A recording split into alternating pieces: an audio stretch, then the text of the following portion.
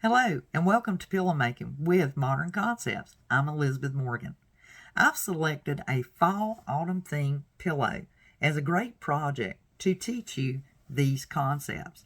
In this course, you will learn how to make your own piping and installing it. We'll learn how to install a zipper, about snowballing, and creating fabric pieces using textile art for different designs that you can hand sew. We'll also cover applying applique and using basic stitches on your sewing machine to create designs and make it look fashionable and suit your project just right. By the time you complete this course, your confidence will definitely be heightened. You'll have a great foundation and understanding.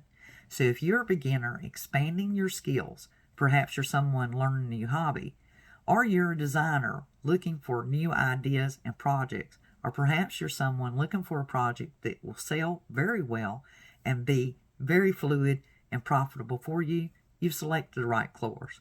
Now, I enjoy sewing. I have been sewing for many, many years, and I'm looking forward to sharing this project with you. So let's get started.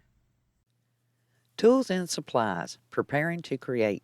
Just like any good engineer, you need to have all of your tools and supplies. It makes it even more handy and helps you to be focused on creating. A cutting mat that's self-healing is preferable, so let's go over these tools. Your standard foot will be indicated by the letter J on it, and your zipper foot will be indicated by the letter I. A seamstress tape, hopefully one that reads yardage, and a seam ripper, just in case. Some straight pins, only a few, and a good ruler. An acrylic ruler that's see-through is a better choice. Scissors, small and large, and a rotary cutter if you're comfortable using it. Now, along with the fabrics and matching thread, we'll use a small amount of fabric, but you'll want to select that's going to help you custom create your creation. And I use 100% cotton.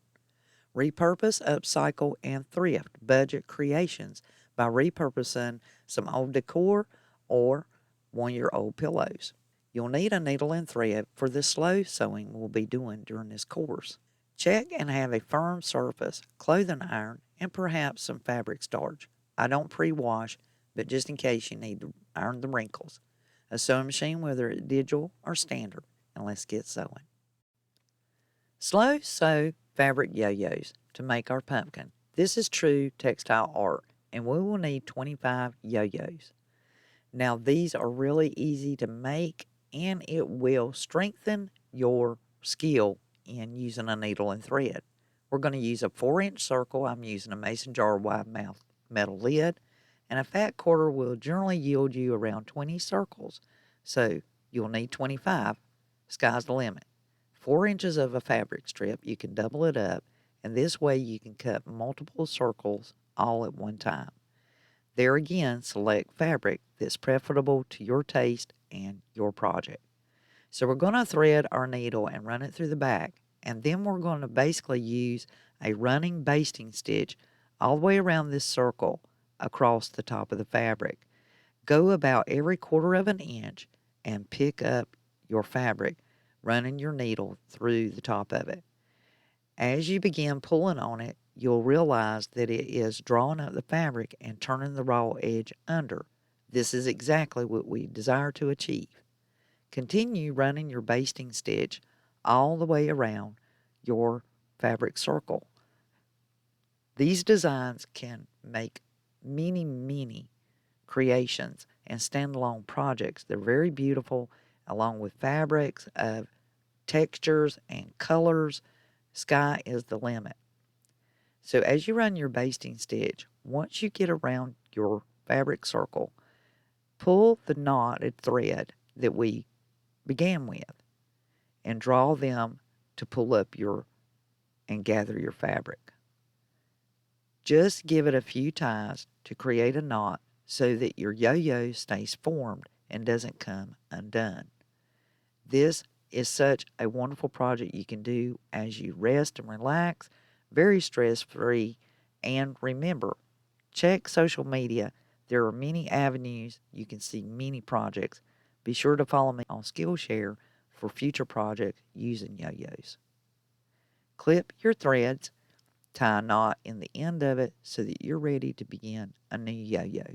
It only takes a moment to make them. You'll have them made in no time. True textile art, and they make about 1 3/4 to 2 inch round yo-yo. We will need a total of 25. In the next lesson, we'll go over how to assemble them and best create our design. Assemble your fabric yo-yos is simple to do. Now that they are made and you have them all collected, perhaps some colored thread or even some cross-stitching thread, you can also use the needle and thread you had before and attach them at each side as though it had 4 corners. Use this diagram in assembling. This way you can match each row by this photo. Washout and clashing solution. You went to the fabric store, you fell in love with these fabrics, and you bought them all and you want to use them all. The best way to do this when you've got really busy fabrics is to supplement a solid with it. So this is how we're going to fix our pumpkin. We're basically going to hand sew a background fabric of orange to our yo-yo assembled design. We're going to trim it close after we've hand sewn it all the way around, and this is going to resolve this problem. Leave your yo-yo showing. How much fabric? This is my method called easy measure math, and I'll show you. I'm repurposing one of my old pillow decor, and as you can see here, it's 16 inches in length. I will also measure the width, which is what your common fabric cuts are gone by. The width is 12 inches, which is really, truly accurate. I could use 2 fat quarters. Here again, I'm using a common cut of fabric, which is around 3/8 of a yard, and therefore it fits just perfect. As this example, you just measure and allow yourself 1 inch seam allowance on each side for the width. And that way you can lay it across your form, check it for measurement, and here's a yo-yo Christmas tree I pre-made as an example, and it fits just perfect. Make it stress-free. Use easy measure math. Snowballing can offer a solution to clashing fabrics. I've ironed a crease on this 4x4 inch square, and I'm going to place one in the right upper corner and the lower left corner. We'll be sewing on this crease. I basically ironed it corner to corner with my fabric iron so the crease is very visible. We want to pin those into place to prevent them from shifting, and we're going to repeat it on the backing fabric. Be sure to watch direction of any stripes or shapes that you may have flowing in your fabric and decide which way you want them to flow. So I have mine running up and down vertically. Now I've pinned these into each corner. Let's take it to the sewing machine. Place your presser foot down on the corner there and make sure that your needle is in the center position lined up with the crease and sew directly down the crease. Now here's a bonus. Stay tuned, bonus idea following these steps in the next project. Sew 1/2 inch from the seam by placing your presser foot against the threads already sewn there and sew from corner to corner once again. Every piece of fabric has purpose. This is a way of using every single piece of fabric. You want these to be 1/2 inch apart because we need a 1/4 inch seam allowance on each side. We're going to repeat this to all 4 corners. So let's take it back to the cutting mat. And using our ruler, allowing that 1/4 inch seam allowance, we're going to cut off those pieces of fabric. And voila, we have a 1/2 inch square. Save this for the bonus project. Once you have cut that extra square off of each one of your backing and front, iron open the snowball, and voila, we have successfully blended plaids and stripes, and we took clashing to fashion. This is another way of breaking those active, really loud, vibrant fabrics up and making them blend very well. Creating an applique can be simple with basic stitches, Fabric applique, you can create your own designs. For our pumpkin, we will need a stem. We've already assembled our yo-yos and put it back into it. I've cut a 3 by 4 inch fabric piece, and I am not using any fusible webbing whatsoever. I'm going to do a simple tracing. When you place the yo-yos assembled as I've showed you a demographic, you can literally take a marker and trace it out to the back of your fabric. And you may have to just kind of wing it on creating the stem. Allow 1 inch of fabric below because that will be underneath the pumpkin when we go to assemble it. Now we're simply going to cut this out, allowing that 1 inch below our stem. Once we have this piece made, we'll be able to place it on our fabric, and we want to make any adjustments and really make sure that it's centered or positioned where we are desiring. It's important to check that position and kind of stage what you are doing so you can see visually how it's going to turn out. So now we are ready to take this to the sewing machine and stitch it down, and using basic stitches to give it a decorative finish. Decorative stitches. This is fabric applique, and I'm going to show you by a sample piece of how you can make pint size to large size scale beautiful applique and decorate and really spruce up anything and add texture and design to your beautiful fabric textile art. I've taken and cut a small stem, and just as I stated before, when you sew down your pumpkin stem, you're going to do it first, and you're just going to use your straight stitch. Place your presser foot to the far left if you need to in positioning your needle. When you put your presser foot on, just reposition your needle. You'll learn a lot about that in this course. I am slowly going about and sewing down with a straight stitch my fabric applique. I had a straight pin in there to begin with just to hold it in place until I got the first stitches laid down, and once my presser foot got close to my needle, I removed it and I was able to maintain my fabric onto my piece. I did not use any fusible webbing, but that is an option if you feel more comfortable. So now we are going to switch over to the zigzag stitch. We are still using our standard zip foot on our machine, our standard presser foot, and we're going to go over top of the straight stitches with our zigzag. You can use a lesser length in your zigzag to make it smaller, or you can use the larger. There are several different sizes of zigzag on your standard sewing machine. These are the basic stitches that will be with any sewing machine, a straight stitch and a zigzag stitch. And the designs that you can create are endless. So I'm going around over top of the previous straight stitch, and I'm at the end. Now we need to add some design and texture to truly turn this into a pumpkin stem. So I'm switching back to my basic straight stitch. You have to use your imagination, and if you need to print you out an image or draw it up on your device, you can follow it and get an idea of where placement can be to create different designs, whether you're doing a pumpkin stem or an apple. So here we've now created the end of the stem. Well, a pumpkin stem has creases and lines in it, the vine that it's grown from. So we're going to once again use our basic straight stitch, and we're going to create these lines. Now my video is sped up, and that just makes it more handy and easier for you to see as I go about creating my design. This exercise teaches you great control and makes you very comfortable using your machine.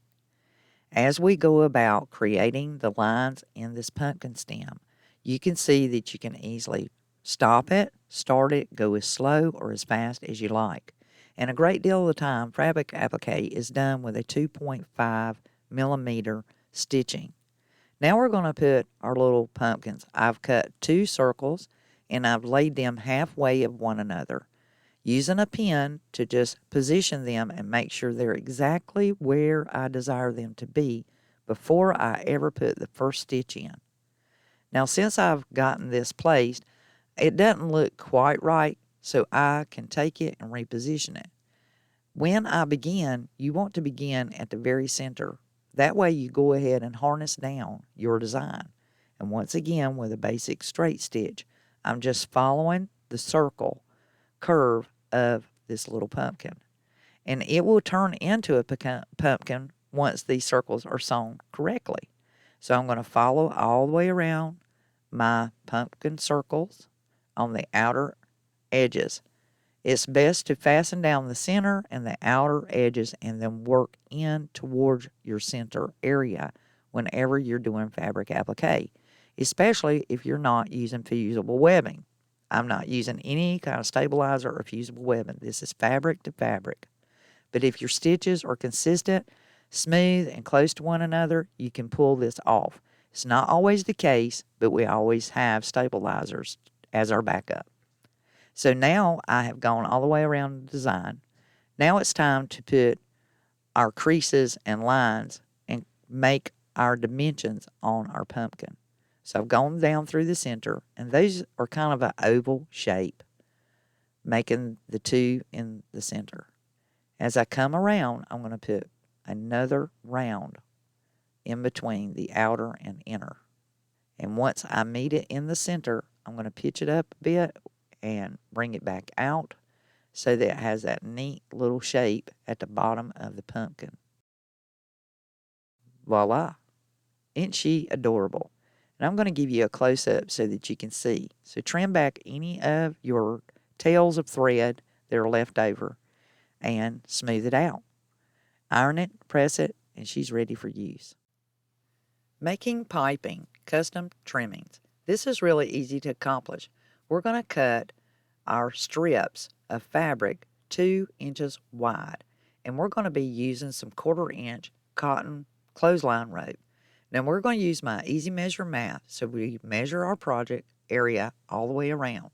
Then we'll cut our 2-inch strips, and using the 1/4 inch rope, we're going to create piping. So sew your pieces together to make the extension of however much fabric you're going to need by the easy measure math. Press it in half, the whole length of your 2-inch strip. Now we're going to take out our 1/4 inch clothesline and save the wrapping. That makes it easy to wrangle this and keep it harnessed because we're only going to need 60 inches for my particular project. If your pillow is a different shape and size, measure the outer area to make it easy measure math, and then allow yourself a minimum of 10 inches extra. But I always leave about 6 inches extra whenever I measure it. Now, I'm going to singe the ends of the cutted rope because this is a nylon rope and I don't need it to ravel.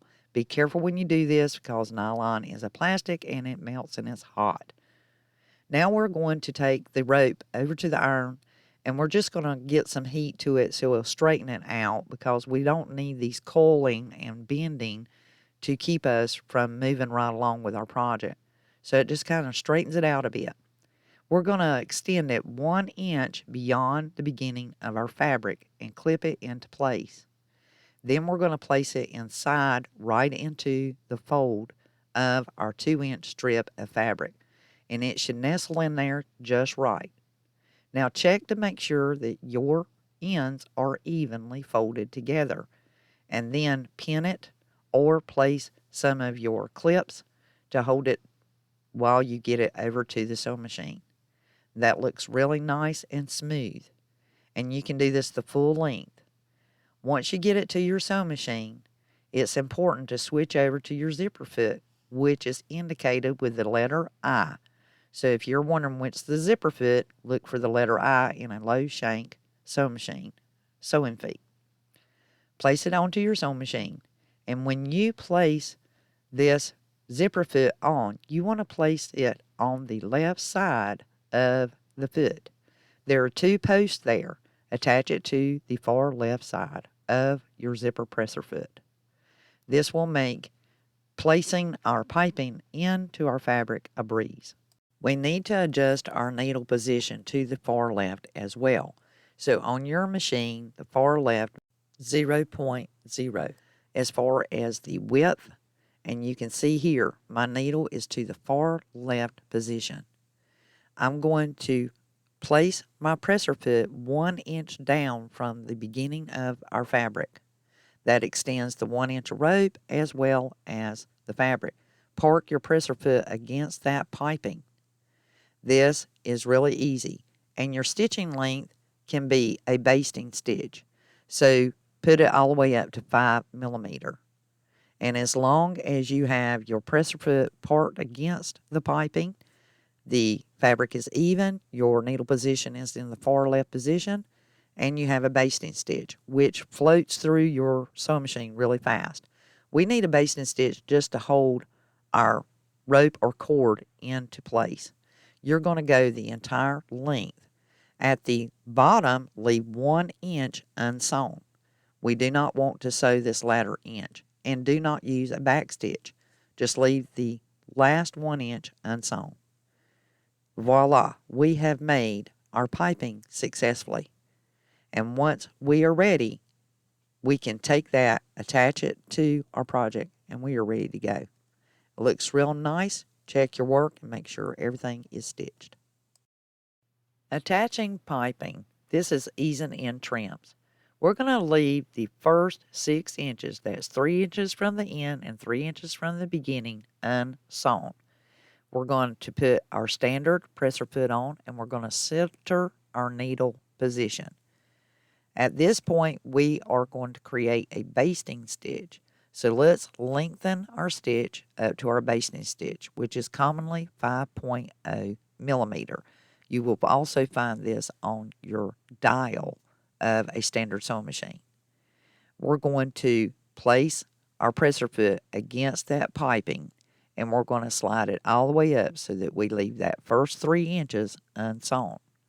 We're going to park that presser foot right up against the piping as we did before when we made the piping. Now, mitering the corners. This is really simple. About a half an inch or so from the end of your fabric, you're going to stop. You're going to bend your corner back and park it into place, and it makes like a little pleated corner.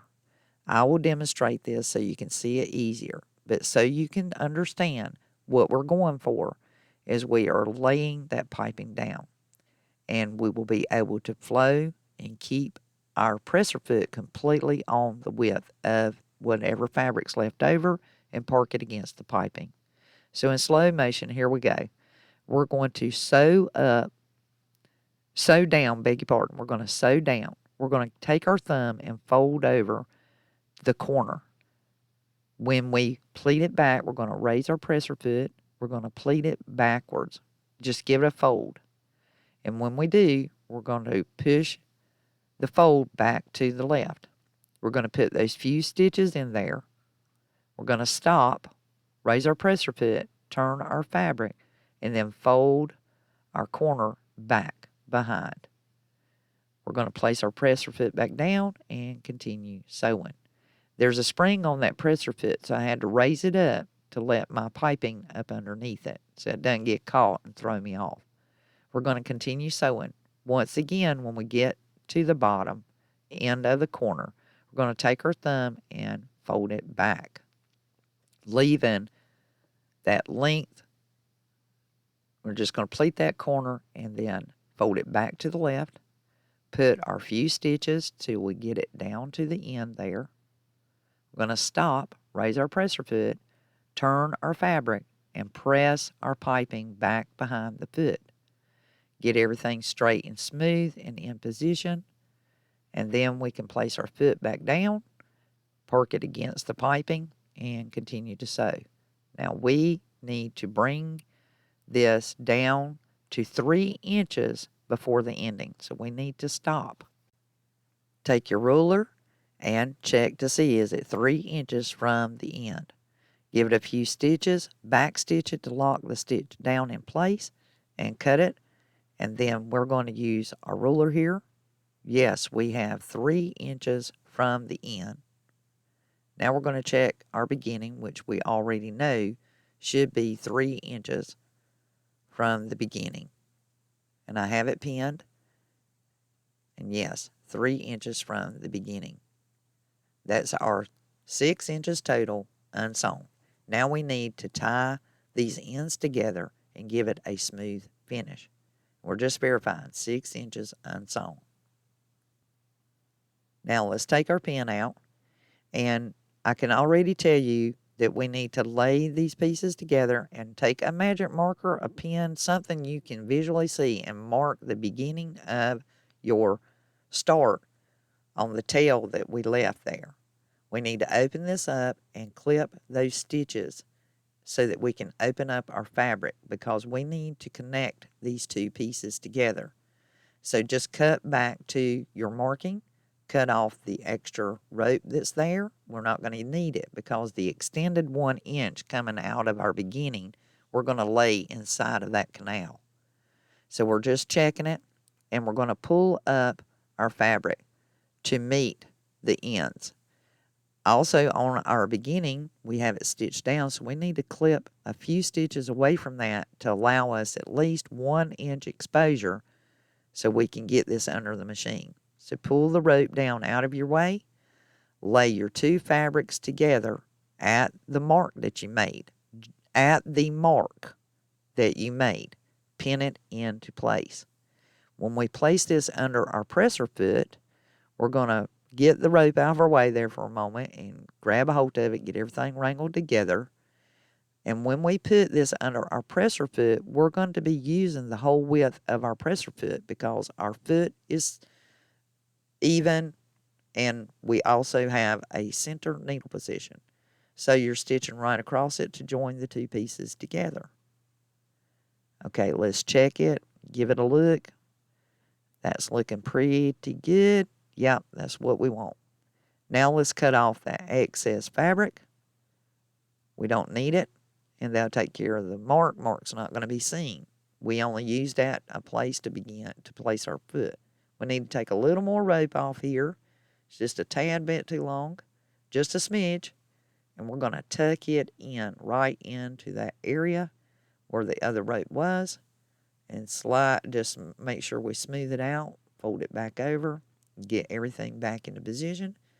Go above where you ended, and start your stitch and do a back stitch, and then sew it down. When you sew it all the way down, you're also going to back stitch to lock it into place. And voila, we have successfully sewed down our piping. That looks fantastic. Attaching the design, custom creations. Place your yo-yo pumpkin onto the front and mark it so that when you go back and you can place it and adjust it, be sure to pin it in at least 4 places so that there's no shifting when you get it to the machine. You're going to use your standard presser foot, and the idea here is to center your needle. You're going to sew just above the center of each one of your fabric yo-yos, basically tracing out the shape of your design. You can use a matching thread, something that corresponds, or you can just use standard white, such as I have. As I go about sewing it on these yo-yos, because they are a thicker fabric, you want to be sure that your design is staying into place and you're not pushing or shifting your fabric out of the way. So just above the center of each one of these yo-yos. And just go around and take your time. As you go through there, you're staying to the inner side of the yo-yos. The idea is we want the extra fabric hanging over, and that is for looks and appearance. Makes it really nice and smooth. As you stop, you can raise your presser foot if you need to, but do not let your yo-yos start turning and shifting and twisting. You want to keep them flat against your pillowcase top. So putting on the design, you will do this as your final step before you begin making the actual pillowcase. Attaching any items that you are adorning your fabrics with is important to do it in the steps laid out in this course. so that as you begin making your own designs, you won't get confused and things won't be attached that are going to be in the way. Backstitch when you end it and cut your stitching. That looks great. And as you can see, we still have movement on the outer part of the yo-yo, and it's the perfect shape of the pumpkin. Installing the zipper, making it cleanable. This is the best way to make our projects very cleanable and durable, and size can matter. The measurement of this zipper is 12 inches, which is from the metal casing to the zipper head. So whichever size your project is, make sure to measure it, and that will help you determine what size zipper you need. For this project, lay your zipper down and fold under the raw edge of the fabric. When I place this on the zipper, you're going to notice that the raw edge of the piping is still exposed. That's simply okay. I want to demonstrate to you how you can install a zipper and how you will be able to finish off that raw edge in the finishing later on in the lesson. Go ahead and place a couple of pins just to house your zipper into place.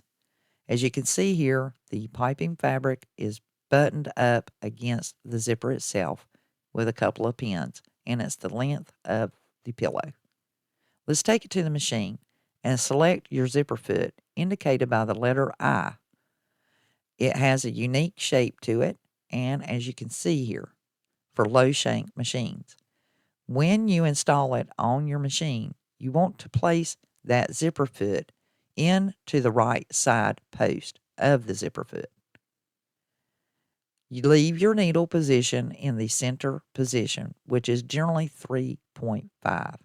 So the right side of the zipper foot and center needle position. You'll sew this down, keeping your zipper presser foot against the zipper itself. Now let's change our length of our stitch to 3.0 millimeters. You will stitch 2 rows. This is the first one. And then the second row, you'll tighten up your stitch and change your needle position to 0.0. So now let's sew the backing to our zipper. And this is a front-facing zipper installation.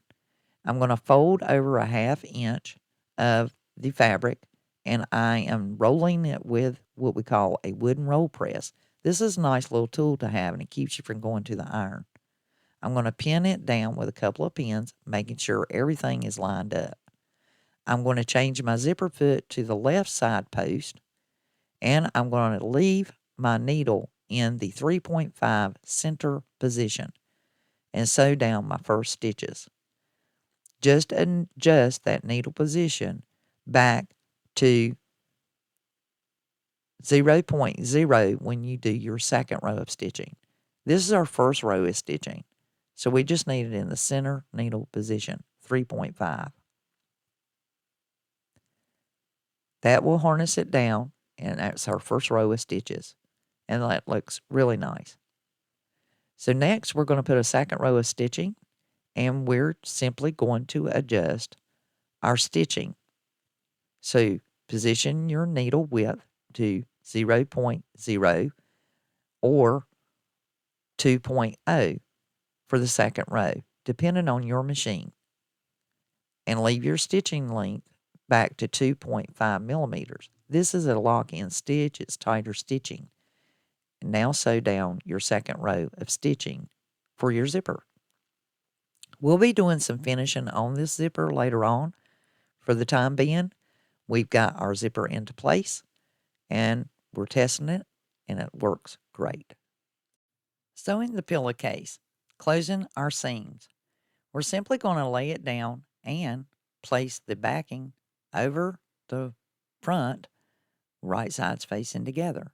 We need to make sure everything is lined up. So right here at the zipper, where we have folded under the seams for the zipper, we need to kind of straighten it out and make sure that we line up each piece even with each other, and place some pins down the edge and on the corners to make sure it does not shift. We're going to sew all the way around, all 3 sides. And this is just our first row of stitching. This is not our finish. This is our closing seams stitch.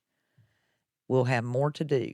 So let's change to the regular presser foot, letter J, on it, and center our needle position, which is 3.5 millimeters. On your dial, you'll see the same, and leave your stitching length at 2.5 milliliters. When you first get to the machine and you place it there, get this basic stitch down. We're not concerned. We already know that the piping sits further in. That will go under the next lesson, which is finishing and stitching our zipper binding together.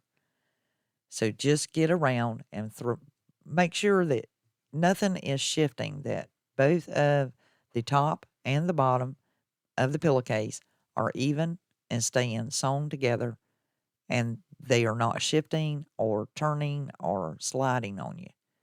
And stop, go slow, and make adjustments so that they are even together and sewn together. Even though you're seeing this at a distance, you'll be able to see that each one is even. That is the idea and the goal here. Our mission is to just close up our pillowcase. And as you can see, there's our first row of stitching. Now let's unzip it. And you might have to work to get in there to the zipper, but it's all okay. Turn it out and inspect your stitching, and you will see that right here is inspect the first stitching and seams. We have not caught our piping yet. Next lesson. Finishing seams and attaching our zipper to the piping. We're going to take our pillow back to the sewing machine, and the far left needle position we will use to complete our last seams. Our far left needle position is in place, and we have our presser foot up against the piping that's underneath. So we're going to walk it slowly here at the beginning where the zipper is. And as we begin, you can see there the piping. So you may want to make sure that your pillowcase is unzipped. That's really important. And that the needle is in that proper position and the foot is pressed up against the piping that you can feel underneath. Reach your hand inside the pillow and make sure you fold that piping down inward so that it doesn't get caught when you're putting this final seam onto your pillow. We put the initial stitching on here to close up our pillowcase. This final stitching is so that we make sure the stitching is going against the piping that's already attached, and we're closing it up and finishing it off. We're also making sure that we are buckling down our zipper that has the extended pieces. As you can see here, our secondary seam is our most important. Our first seam put our pillow together, our second seam finishes it. Now let's inspect our seams. When you pull them out, you'll see the stitching is up against the piping, and the piping is standing up for you properly. We've got this first corner. That looks really good. Now let's check our other corner. That looks really nice. Now our piping's standing up, good and firm, stitching up against it, closed up very well. Now let's check our seam at our zipper. Our piping is perfect, in place, just like it should be. This looks really nice, and we can totally turn it out now. And we're going to check the other side where we began with our zipper. So let's check our zipper. Slides open really good. Now we need to finish this up. Go ahead and unzip your pillowcase, and we're going to stitch down the upper side of the zipper, the one that is next to the piping. This is why we did not worry about the raw edge before. We're going to flip up the zipper. We're going to place our presser foot down on it, and on the far right needle position is where we need it, and we need that at 7.0. We are placing our needle right on the 0 mark, and we've got our far right needle position, which is 7.0, and our presser foot is resting against the zipper. Let's stitch this down and lock it down. That looks really good, indicated with the white thread. And now your zipper is against that piping like it should be. Professional grade, professionally made, custom pillow. You can make yourself. The zipper is working properly, and this just looks really good. Now, right here at the end where the zipper head is, we need to just take and press that in. It has a little bump there, a little lump. That's normal, but we just need to press it inside of the pillow and tuck it in, and that looks perfect. You have now completed your professional made, custom made creation, your pumpkin pillow. Flip away the threads so that they're not in the way or catching in the zipper, and now you're complete. It is now time to fluff and stuff. The pillow making modern concepts with autumn theme is complete. Presentation finish can be everything. So your thrifted pillow, polyfill, repurposing a pillow, either way, fill up your pillow and stuff it and zip it closed. In this course, we covered many things. We solved problems such as clashing fabrics and those that are really busy, how to break them up. We learned about fabric art and how we can make our own designs with pieces of fabric and create any kind of design that we desire. Colors and matching up to our heart's content, and this is a great way for us to express ourselves, decorate our home, or give a nice gift. Along the way, we learn how to make our own piping, how to do a forward-face zipper, and attach it to the piping we made for a custom-made professional look. The finish is excellent. You did a great job. Along the way, you resolved many problems. You created fabric applique using basic stitches on your sewing machine. And I know that your confidence is heightened and you have no problem and feel very comfortable going at any project you desire on your own. Follow me on all the social media outlets. You can find them in profile, and be sure to follow me here on for more courses. Congratulations, student. You have a beautiful pillow.